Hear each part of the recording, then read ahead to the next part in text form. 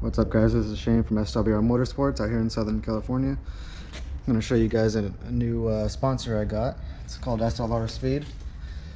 He makes these control arms in kits like this. It's primarily for drift cars, but they do make a road racing setup for a couple different chassis. So I'm going to put this one on my E36. One of the main benefits of these kits is roll center and bump steer correction, which is going to be through this plate and rod end. And they're also 40% lighter than the stock control arms, and they give you 40% faster steering. So these bearings are also much better than stock. I'll check them for play every season or so, but I doubt that they'll ever fail. I also got the front lower control arm bearing upgrade along with it. I had another brands before, and there's no problems with them. It's just a pain to put on and off, and I wanted to have it all the same brand as it went on. So I already got one of the sides installed already. So this is the driver's side. So you can kind of see how it looks. You can see the bearings all the way. Kind of max out where it's at because it's all at full droop. That's the arm installed back there. And the plate. Now when it's at ride height, it should be all level. So everything's already installed, torqued down to spec. He actually provides all the torque specs with everything.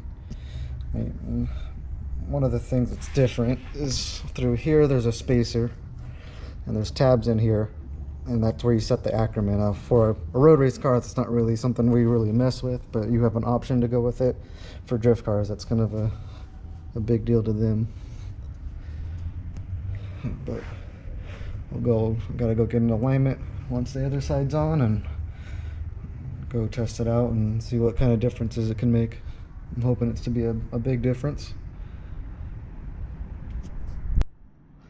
So you can order these off of SLR Speed. The owner's name is Sean. He's based out in Florida. He usually has a turnaround time of about 10 days or so. He builds them to order and sends them to powder coat and all that. So one of the main benefits to this bearing over the other brands I had is it has a Delrin insert in there, so it makes it a lot easier to pull off and on. The other one I had to basically press off and on, and there's no set distance it goes on the end of that control arm, so you have to keep messing with it until it all lines up. But this one was a lot easier than that. So this whole arm is about 40% lighter. I think the stock arms are about 8 pounds. And then all this is roll center and bump steer correction. So on an E36, the roll center is what causes a lot of issues, and that's why you have to have a huge front sway bar to not have any understeer. When usually a rear sway bar is what controls that. But with this kit, I should be able to run a smaller bar on a softer setting and be able to fine tune it a little bit easier that way. As well, you compare this setup with a Z3 rack if you want even faster steering. This is just a 95 M3 rack, I believe, that I limited to 2.7 turns, and we'll see how it feels with the faster steering. A friend of mine had it on his, and he said it was worth it for the steering alone. But so far, the quality of this looks really good.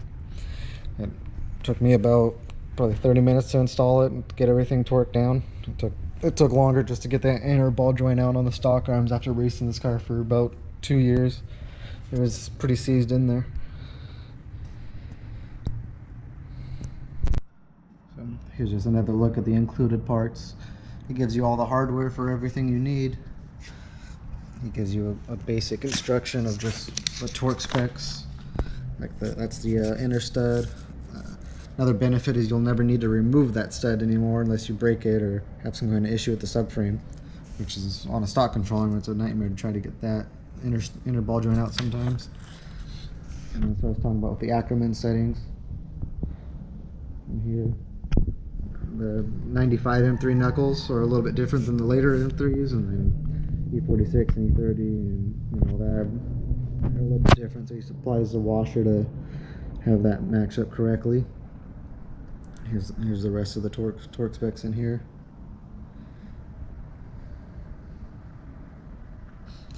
Yeah, if you guys have any questions, you can hit me up on SWR Motorsports on Instagram, or message me on YouTube, or my email is swrshane@gmail.com.